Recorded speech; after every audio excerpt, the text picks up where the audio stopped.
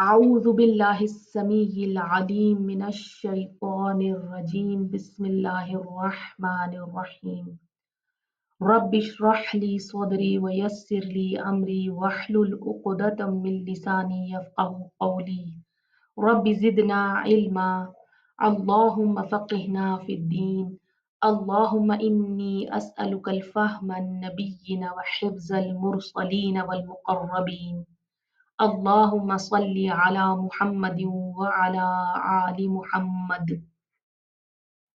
السلام علیکم ورحمۃ اللہ وبرکاتہ۔ آج ہم آیت نمبر 168 اور اس کے آگے پڑھیں گے انشاءاللہ۔ آیت نمبر 167 میں ایک چھوٹی سی بات ہے جو ہائی لائٹ کرنا چاہتی ہوں۔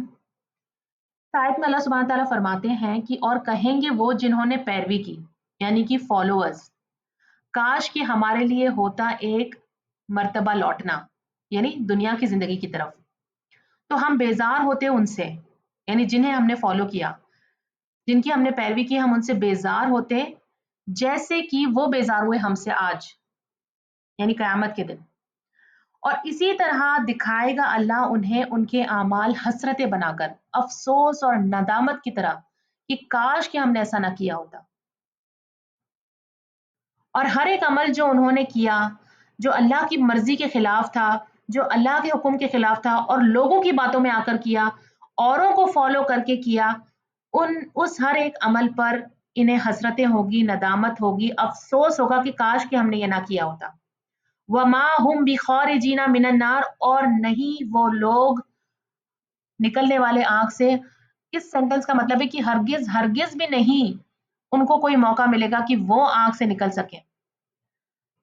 ہو سکتا ہے کچھ لوگ ایسے ہوں جنہیں آگ سے باہر نکالا جائے، لیکن ان کے بارے میں یہاں نہیں بتایا گیا، انشاءاللہ آگے قرآن مجید میں آئے گا، لیکن یہ ان میں سے نہیں ہے جنہیں موقع ملے گا آگ سے باہر نکلنے کا۔ آیت نمبر 168، یا ایہا الناس، اے لوگوں، کلو کھاؤ، مما اس سے جو فی الارض زمین میں ہے، حلالا حلال، طیبا پاکیزہ، گڈ پیور۔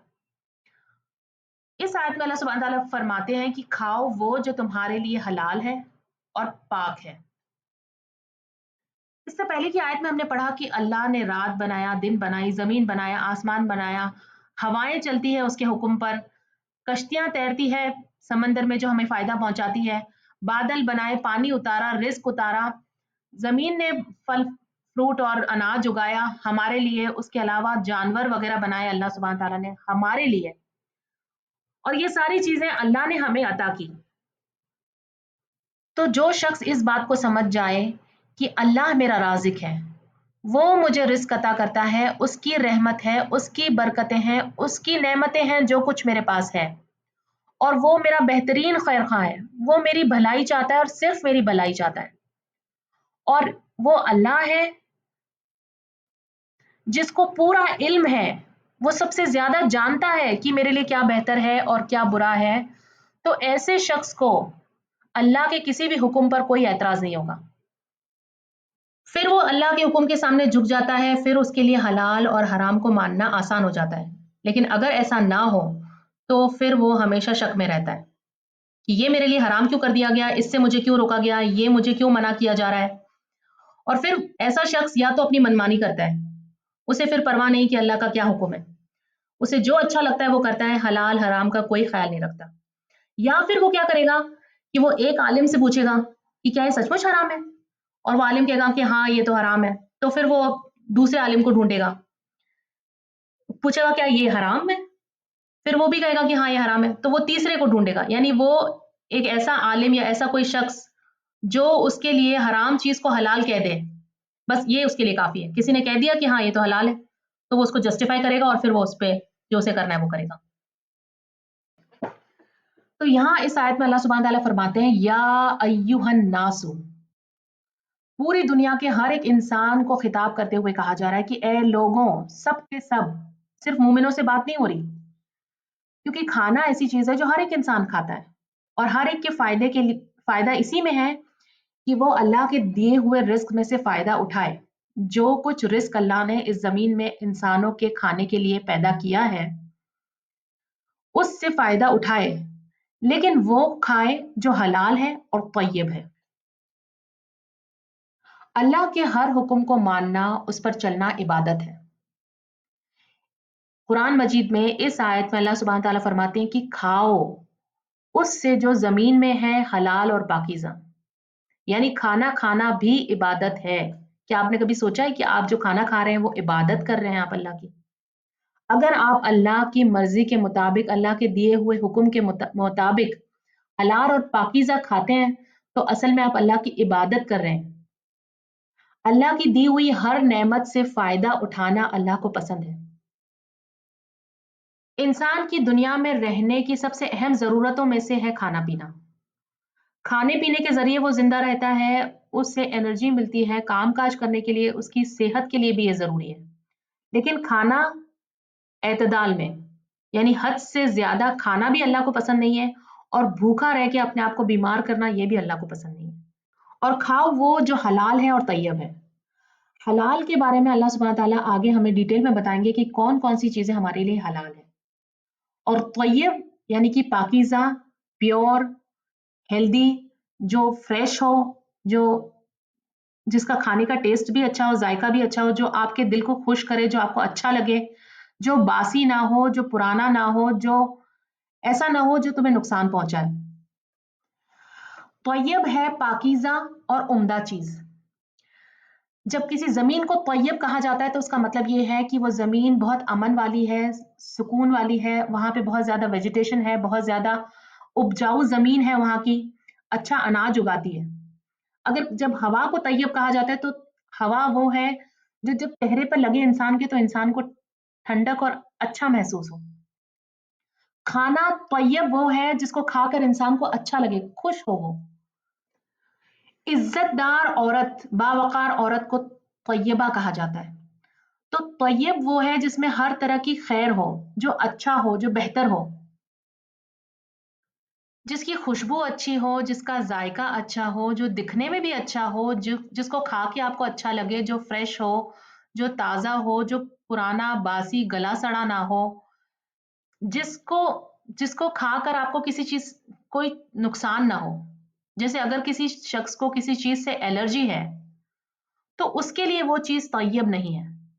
باقی لوگ اسے کھا سکتے ہیں، باقی لوگوں کے لیے وہ فائدے مند ہوگا، لیکن اس انسان کو جس کو اس سے نقصان ہو رہا ہے وہ اسے نہیں کھا سکتا، وہ اس کے لیے طیب نہیں ہے۔ پھر آپ دیکھیں باہر بازاروں میں بہت سی ایسی چیزیں مل رہی ہیں جس میں بہت زیادہ کیمیکل ڈلے ہوئے ہوتے ہیں، جس میں بہت زیادہ پریزرویٹوز ڈلے ہوئے ہوتے ہیں، جس میں جو پروسیسڈ فوڈ ہوتا ہے کو جس کو لانگ لاسٹنگ بنانے کے لیے کچھ چیزیں ڈالی جاتی ہے اس میں، یا اسے آرٹیفیشلی پکانے کے لیے یعنی فروٹس وغیرہ ویجیٹیبلز وغیرہ کو کچھ کیمیکلز ڈالے جاتے ہیں جس سے وہ جلدی پک جائیں یا آرٹیفیشلی پک جائیں۔ تو یہ ساری چیزیں ہمارے لیے طیب نہیں ہیں، جو ہمیں نقصان پہنچاتی ہیں۔ کئی بار جانوروں کے اندر ایسے کیمیکلز انجیکٹ کیے جاتے ہیں جس کے ذریعے وہ جلدی بڑے ہو جائیں تاکہ جلدی ذبح کر کے زیادہ گوشت حاصل کر سکیں، تاکہ ان سے زیادہ دودھ حاصل کر سکیں۔ یہ انسان کے لیے نقصان دائک ہے، تو یہ بھی ہمارے لیے طیب نہیں ہے۔ ہوٹلوں میں کچھ کھانا، کئی بار کھانا اس طرح سے بنایا جاتا ہے جو ان ہائیجینک طریقے سے بنایا جاتا ہے، گندگی میں بنایا جاتا ہے، یا ایسے مسالے ڈالے جاتے ہیں جو ٹیسٹ تو انہینس کرتے ہیں لیکن صحت کے لیے اچھے نہیں ہوتے، یا پرانا کھانا یا خراب ویجیٹیبلز وغیرہ یوز کر کے کھانا بنایا جاتا ہے۔ تو یہ ساری چیزیں ہمارے لیے طیب نہیں ہیں۔ اور کئی جگہوں پر جانوروں کی صاف صفائی کا خیال نہیں رکھا جاتا، ان کو صاف ستھری جگہوں پر نہیں رکھا جاتا، انہیں اچھا صحت مند کھانا نہیں کھلایا جاتا،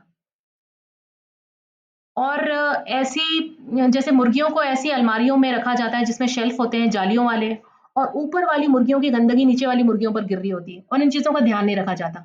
تو یہ سب بھی دھیان رکھنا بہت ضروری ہے، یہ سب کچھ طیب میں شامل ہوتا ہے۔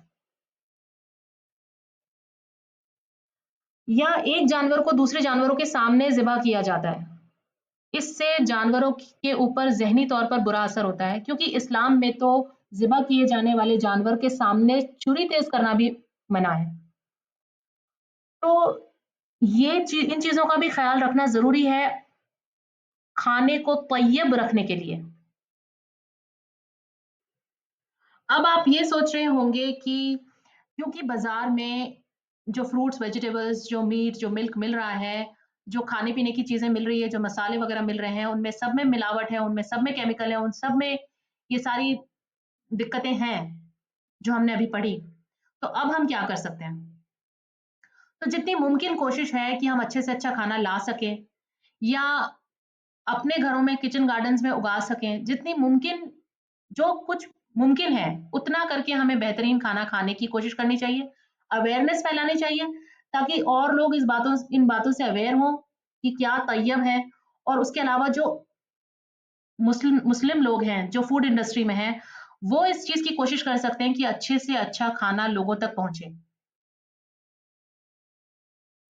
घरों में भी कई बार ऐसा होता है कि खाना या कोई फ्रूट या कोई ऐसी चीज़ खाने की जो बच जाती है, जो पड़ी रह जाती है, उसे भी कुछ लोग सोचते हैं कि इसे हमें खाकर खत्म करना चाहिए। क्यों? क्योंकि अल्लाह ने हमें ये रिज़्क दिया है और अगर हमने इसको फेंका तो अल्लाह हमसे नाराज़ होगा। लेकिन देखिए इस आयत में अल्लाह सुब्हान तआला फरमाते हैं कि खाओ वो जो तय्यब है, जो पाकीज़ा है, जो तुम्हें नुकसान नहीं पहुँचाता। अगर वो खाने की चीज़ आपने खाई और उससे आपका पेट खराब हो गया, तो वो तय्यब नहीं है। उससे खाने से बेहतर है कि उसे फेंक दिया जाए। उससे मिट्टी में डाल दिया जाए ताकि खाद बने या कीड़े-मकोड़े उसे खा लें। उसे ये भी ना करें कि आप खुद खाएँ और ये भी ना करें किसी और को खिला दें। यानी किसी गरीब को दे दें कि चलो मुझे तो ये नुकसान करता है, इसको दे देता हूँ। ये भी आपके लिए नुकसानदायक अमल है। और कुछ लोग बहुत सारा खाना एक साथ बनाकर फ्रीज़ में स्टोर कर देते हैं और फिर उसे लंबे अरसे तक खाते हैं और उसे बार-बार गरम करते हैं। इसकी वजह से भी वो खाना नुकसानदायक हो जाता है। तो बेहतर ये है कि कम खाना बनाया जाए, थोड़ा खाना बनाया जाए और ताज़ा खाया जाए, ताकि वो खाना हमारे लिए फ़ायदेमंद हो। क्योंकि इंसान आज तौय्यब पर ध्यान नहीं दे रहा है, इसी वजह से आज रोज़ नए-नए मर्ज़ सामने आ रहे हैं।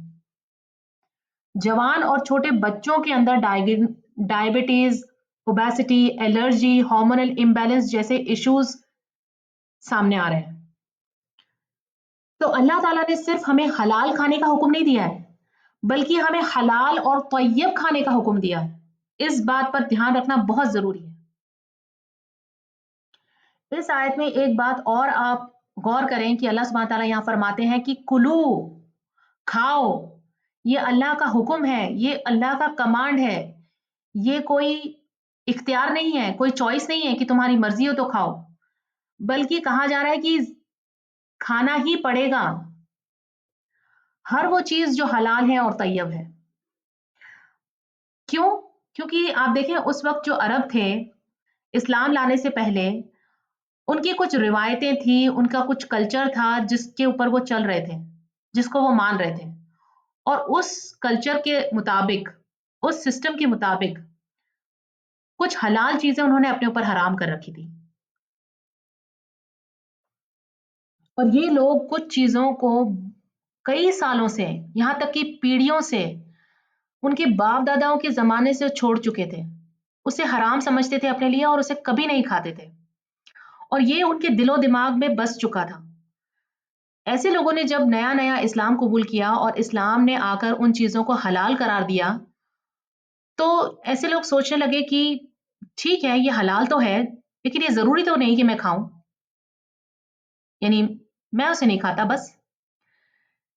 लेकिन यहाँ अल्लाह सुब्हानहू तआला ने उन्हें हुक्म दिया कि नहीं, खाना ही होगा। जो चीज़ हलाल और तैयब है, उसे तुम रिजेक्ट नहीं कर सकते। उसको अपने लिए हराम नहीं करार दे सकते। तुम्हें हर वो चीज़ खानी होगी जो तुम्हारे लिए पाक करार दी गई है। क्यों? क्योंकि वो उन चीज़ों से परहेज़ इसलिए नहीं कर रहे कि वो उनके लिए नुकसानदायक है या उससे उन्हें एलर्जी है, बल्कि वो उससे इसलिए परहेज़ कर रहे हैं क्योंकि उनके पुराने तौर-तरीके उनके दिलो-दिमाग में बसे हुए हैं और अल्लाह चाहता है कि वो अपने पुराने तौर-तरीकों से पूरी तरह से बाहर आ जाएँ और पूरी तरह से इस्लाम को कबूल कर लें। इंडिया में रहने वाले बहुत से मुस्लिम्स जो दूसरे कौमों और मज़हब के लोगों के साथ रहते हैं, उठते-बैठते हैं, मिलते-जुलते हैं, रोज़मर्रा के ताल्लुकात रखते हैं, तो उनके मज़हब और उनके तौर-तरीकों में से कुछ चीज़ों को अपना लेते हैं اور اس پر جم جاتے ہیں، اور مسئلہ یہ ہے کہ وہ ان چیزوں کو دین اسلام کا حصہ سمجھ کر اسے فالو کرنے لگتے ہیں۔ مثال کے طور پر مسلم شادیوں میں ہم ہندو ٹریڈیشنز کو اس طرح سے اپنا رہے ہیں جیسے کہ وہ اسلام کا حصہ ہو، اور بغیر اس کے شادی جائز نہیں۔ لڑکیوں سے دہیج لیا جانے لگا ہے، جبکہ اسلام میں تو مہر ہے جو کہ لڑکی کا حق ہے اور لڑکی کو ملنا چاہیے، لیکن اس کی بجائے دہیج لینے لگ گئے ہیں لڑکیوں سے، اور دہیج کے نام پر نہیں بلکہ تحفے اور گفٹ کے نام پر لڑکی والوں سے دہیج لیتے ہیں، اور اگر لڑکی نہ لائے دہیج تو اسے گھر میں تانے اور گالیاں سننی پڑتی ہیں۔ تو اب آپ دیکھیں کہ کتنی بڑی خرابی ہے جو اسلام میں داخل ہو چکی ہے۔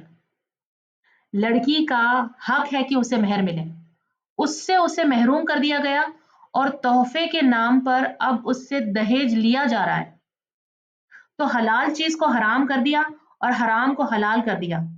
اس سے کتنی بڑی خرابی ہو گئی۔ اس کے علاوہ آپ ایک اور مثال دیکھیں، مثال کے طور پر اگر ایک شخص ہے، اس کی 2-3 بیٹیاں ہیں، اگر اس کی چھوٹی بیٹی کے لیے کوئی رشتہ آتا ہے تو صرف اس بات کی وجہ سے وہ اس رشتے سے انکار کر دیتا ہے کہ میری بڑی بیٹی کی اب تک شادی نہیں ہوئی ہے، یا اس کے لیے کوئی بہتر رشتہ ابھی تک نہیں آیا ہے۔ تو آپ دیکھیں اسلام نے اس چیز کو حرام نہیں کیا کہ آپ اپنی چھوٹی بیٹی کی شادی پہلے نہیں کر سکتے، لیکن خود انسانوں نے اپنے آپ پر ان چیزوں کو حرام کر دیا ہے، صرف اس لیے کہ لوگ کیا سوچیں گے، سوسائٹی میں برا لگے گا، دکھنے میں اچھا نہیں لگے گا، وغیرہ وغیرہ۔ تو یہ ہم اپنا نقصان کر رہے ہیں خود۔ آپ دیکھیں انڈین مسلم بچے جب اسکول جاتے ہیں تو اپنے نان مسلم دوستوں سے سیکھتے ہیں کہ نان ویج کھانا تو گندا ہوتا ہے، وہ تو یک ہوتا ہے، اور اس وجہ سے وہ نان ویج کھانا چھوڑ دیتے ہیں۔ اس لیے نہیں کہ انہیں وہ چیز پسند نہیں ہے یا وہ ان کے لیے نقصان دائک ہے، بلکہ اس لیے چھوڑ دیتے ہیں کیونکہ دوسرے ریلیجن اور کلچرز کا اثر ان پر ہونے لگتا ہے۔ تو جو چیزیں اللہ نے ہمارے لیے حلال اور طیب قرار دی ہے، اس کو کھانا صرف اس وجہ سے چھوڑ دینا کہ دوسرے لوگ اسے برا سمجھتے ہیں، تو یہ غلط ہے۔ جن چیزوں کو اللہ نے ہمارے لیے حلال قرار دیا ہے، ہم اس کو اپنے اوپر، خود کے اوپر حرام قرار نہیں دے سکتے، یہ اسلام میں منع ہے۔ اور اب میں آپ کی توجہ ایک بہت ہی اہم مدعے پر لے جانا چاہتی ہوں، اور وہ یہ ہے کہ حلال کیا ہے۔ آپ دیکھیں انڈیا میں بہت سے مسلمز ایسے ہیں جو اس بات پر بہت زیادہ دھیان دیتے ہیں کہ جو میٹ ہم خرید رہے ہیں، جو چکن ہم خرید رہے ہیں، وہ کس طرح سے حلال کی گئی ہے، کیا اس پر اللہ کا نام لیا گیا ہے یا نہیں، کیا وہ پراپر اسلامک طریقے سے ذبح کی گئی ہے یا نہیں، اور پھر وہ اس میٹ کو خریدتے ہیں اور اس بات کا وہ بہت دھیان دیتے ہیں۔ لیکن وہ یہ بھول جاتے ہیں کہ جس پیسے سے ہم اس کھانے کو خرید رہے ہیں، کیا وہ حلال ہے یا نہیں، یعنی کیا ہم نے حلال طریقے سے پیسہ کمایا ہے یا کسی کو دھوکہ دے کر پیسہ کمایا ہے، کیا ہم جو بزنس چلا رہے ہیں وہ حلال ہے یا نہیں، کیا ہمارے پیسے میں انٹرسٹ کا پیسہ شامل ہے یا نہیں۔ کیونکہ اگر پیسہ حرام طریقے سے کمایا گیا ہے یا پیسوں میں حرام کمائی کی ملاوٹ ہے، تو کھانا جو آپ خرید رہے ہیں وہ آپ کے لیے حلال نہیں۔ تو بہت ضروری ہے کہ جس پیسے سے آپ اپنا کھانا خرید رہے ہیں وہ حلال کمائی کا پیسہ ہو۔ اور دوسری طرف کچھ لوگ ایسے ہیں جو پوری ایمانداری سے پیسہ کماتے ہیں، جو کوئی حرام کام نہیں کرتے، بزنس بھی ایمانداری سے کرتے ہیں، نوکری بھی ایمانداری سے کرتے ہیں، اور پیسہ اپنے گھر میں محنت کا، ایمانداری کا لاتے ہیں، لیکن وہ اس بات پر دھیان نہیں دیتے کہ وہ کس ریسٹورینٹ میں کھانا کھا رہے ہیں، کیا انہیں حلال چکن سرو کیا جا رہا ہے، یا کہاں پہ وہ کھانا کھا رہے ہیں، کہاں سے وہ کھانا خرید رہے ہیں۔ کسی ہوٹل میں چلے گئے، اگر وہ ہندو ہے اور وہ کسی بھی طریقے کا چکن انہیں کھلا رہا ہے تو انہیں بس اس کا ٹیسٹ پسند ہے اور وہ وہاں جا رہے ہیں اور کھا رہے ہیں، انہیں نہیں پرواہ اس بات کی کہ کھانا حلال ہے یا نہیں۔ تو یہ بھی غلط ہے۔ اور آپ دیکھیں ہندوستان میں یہ بہت بڑا مسئلہ ہے، بہت سے ہندو ریسٹورینٹس ایسے ہیں جہاں پر کھانا حلال نہیں ملتا ہے، لیکن ان کے پاس حلال سرٹیفکیٹ ہے اور وہ اپنے گارنٹی دیتے ہیں کہ ہمارے پاس حلال کھانا ملتا ہے، اور بہت سے مسلم ان کی اس گارنٹی پر یقین کرتے ہیں और उनके यहाँ जाकर खाना खा लेते हैं।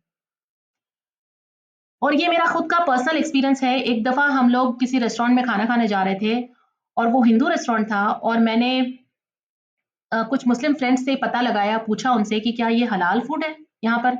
और उन्होंने कहा कि हाँ, ये बिल्कुल हलाल है और हम तो अक्सर यहाँ जाते हैं, इनके पास तो हलाल सर्टिफ़िकेट भी है और बेधड़क आप जाके वहाँ खाना खा सकते हो। पर मुझे यकीन नहीं हुआ, तो मैंने उस रेस्टोरेंट में फ़ोन लगाया और मैंने उनसे पूछा कि क्या आपके पास राजपूताना खाना मिलेगा? और उन्होंने बड़े कॉन्फिडेंस से कहा कि हाँ, ज़रूर मिलेगा। तो मैंने उनसे पूछा क्या-क्या मिलेगा? तो कहने लगे लाल गोश्त मिल जाएगा और हांडी गोश्त मिल जाएगा। आप देखें, उन लोगों को सिर्फ़ पैसे कमाने से मतलब है। उन्हें क्या फ़र्क पड़ता है, उनके लिए ये बात कोई मायने नहीं रखती कि किसी का रिलिजन क्या कहता है या वो कोई इंसान अपने रिलिजन को लेके कितना सीरियस है। और फिर कुछ लोग इसके जवाब में ये कहते हैं कि हमें क्या पता कि वो हलाल है या हराम है, उसने तो हमें हलाल सर्टिफ़िकेट दिखाया, उसने तो हमें गारंटी दी, हमने तो अब वो खा लिया। अब ये तो उसकी ज़िम्मेदारी है, गुनाह तो उसके सर पर है। लेकिन यही बात, मान लीजिए अगर आपको किसी ने कहा, किसी डॉक्टर ने कहा कि आप रोज़ सुबह उठकर 1 चम्मच प्योर शहद खाएँ, तो आपकी बीमारी ठीक हो जाएगी। अब आप बाज़ार में शहद खरीदने जाते हैं, तो क्या आप पूरी तरह से दुकानदार पर भरोसा कर लेते हैं कि हाँ, उसने कह दिया कि ये प्योर शहद है, तो अब मैं इसको खा रहा हूँ, अब ये असर करेगा या नहीं करेगा, ये तो उस दुकानदार की ज़िम्मेदारी है। आप पूरा एहतियात करते हैं कि मैं सही चीज़ खरीद कर लेके आऊँ, कोई गलत चीज़ ना ले आऊँ, उसका मुझे सही असर हो, कोई नुकसान ना हो।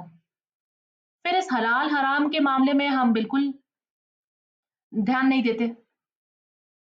आप देखें, यहाँ कहा गया या अय्युहन नास, सारे लोगों से कहा गया है, सिर्फ़ मुसलमानों से नहीं कहा गया कि हलाल खाओ और तय्यब खाओ, क्योंकि हलाल खाना और तय्यब खाना हर एक इंसान को फ़ायदा देगा, सिर्फ़ मुसलमानों को फ़ायदा नहीं देगा। और हलाल ना खाना और तय्यब ना खाना, यानी हराम खाना, ये सारे लोगों को नुकसान देगा, सिर्फ़ मुसलमानों को नुकसान नहीं देगा। तो सारे लोगों को ये हुक्म दिया गया है कि सब लोग हलाल खाओ और तय्यब खाओ। और ऐसा नहीं है कि मुस्लिम रेस्टोरेंट्स अवेलेबल नहीं है या हलाल खाना बाजार में अवेलेबल नहीं है। हम अच्छे से अच्छा हलाल चिकन खरीद के ला सकते हैं और घर में अच्छे से अच्छे तरीके से बनाकर खा सकते हैं। ये सारी नेमतें होने के बावजूद, अल्लाह की इतनी सारी नेमतें होने के बावजूद हम इतने नाशुक्रे हैं कि उसकी हलाल चीज़ों को छोड़कर थोड़ी-सी लज़्ज़त के लिए हराम चीज़ों की तरफ चले जाते हैं। जिन चीज़ों को अल्लाह ने हमारे लिए हराम करार दिया है, उसमें हमारे लिए नुकसान है, और जिन चीज़ों के को अल्लाह ने हमारे लिए हलाल करार दिया, उनमें हमारे लिए फ़ायदे हैं। कुछ चीज़ों के तो फ़ायदे और नुकसान वाज़ेह तौर पर नज़र आते हैं, हमें बिल्कुल साफ नज़र आते हैं, हमें समझ में भी आता है। और कुछ के फ़ायदे और नुकसान हमें उतने वाज़ेह नज़र नहीं आते, लेकिन अगर हम अल्लाह के हुक्म को एज़ इट इज़ ले लें, तो वो हमारे ही फ़ायदे की चीज़ होगी।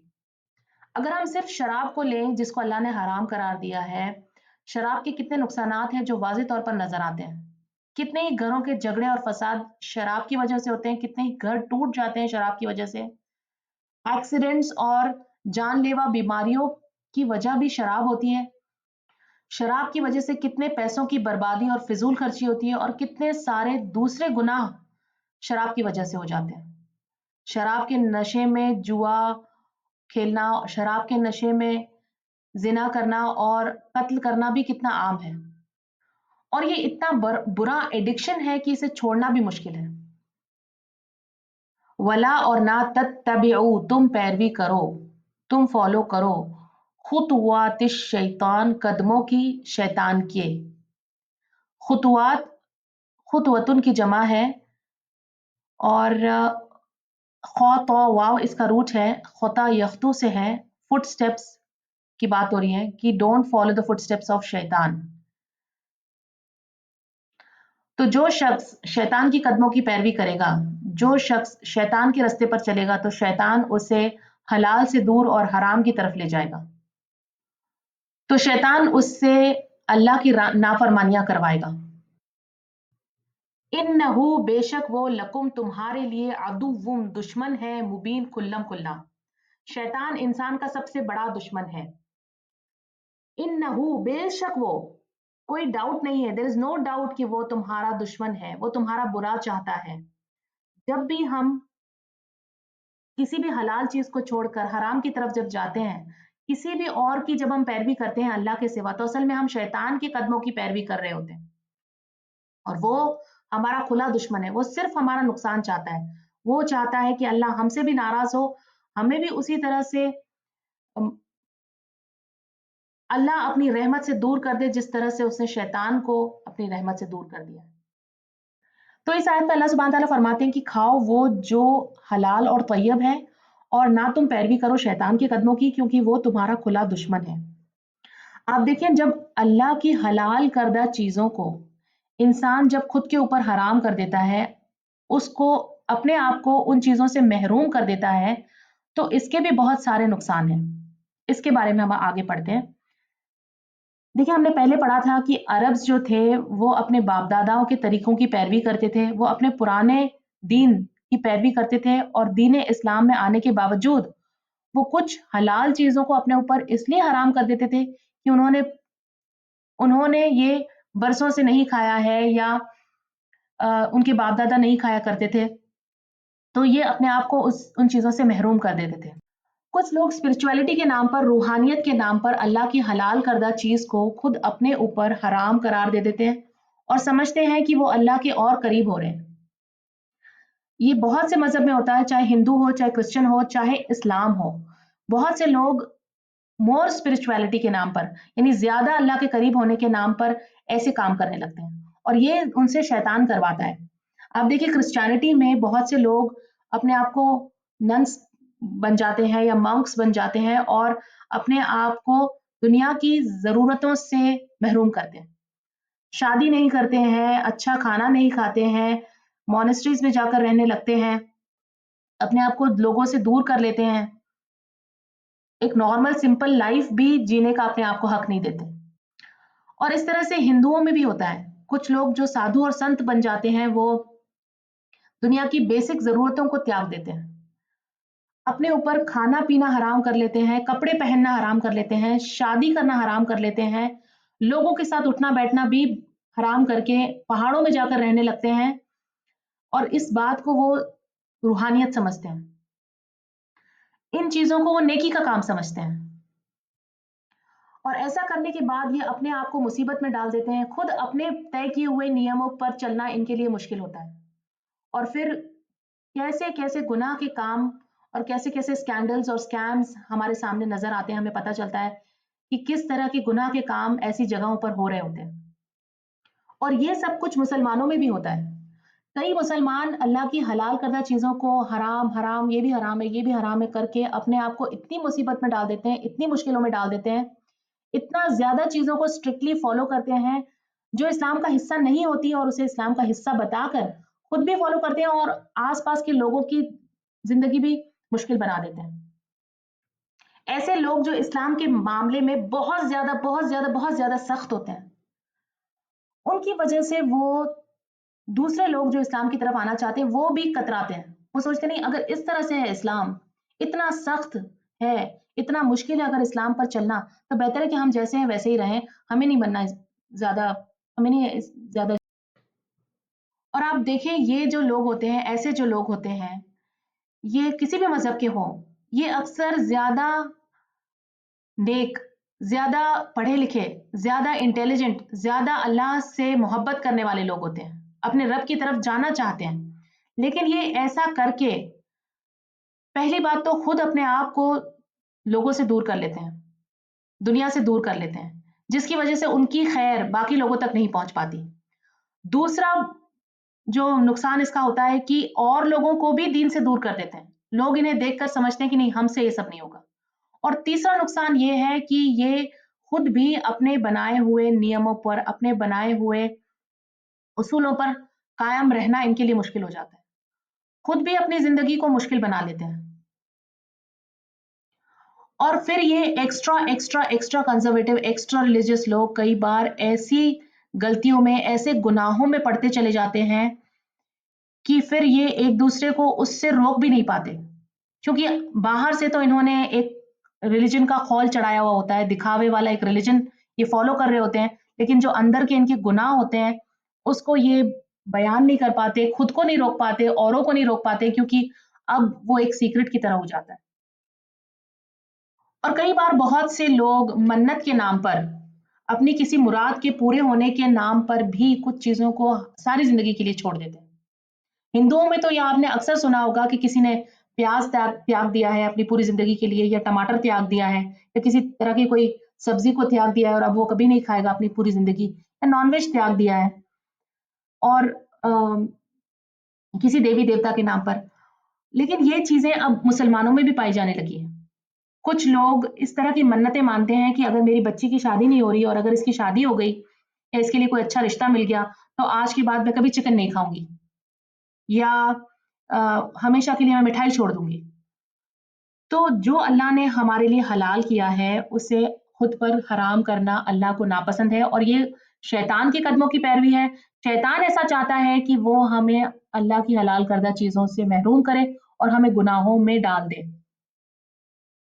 الحمدللہ آج کا لیسن یہاں پہ ختم ہوتا ہے. سبحانک اللہم و بحمدک نشہد ان لا الہ الا انت نستغفرک ونتوب الیک. Dear brothers and sisters, if you found this video beneficial, please share with others and be part of Sadaqah Jariyah. Jazakumullahu khairan katheera. Assalamu alaikum wa rahmatullahi wa barakatuh.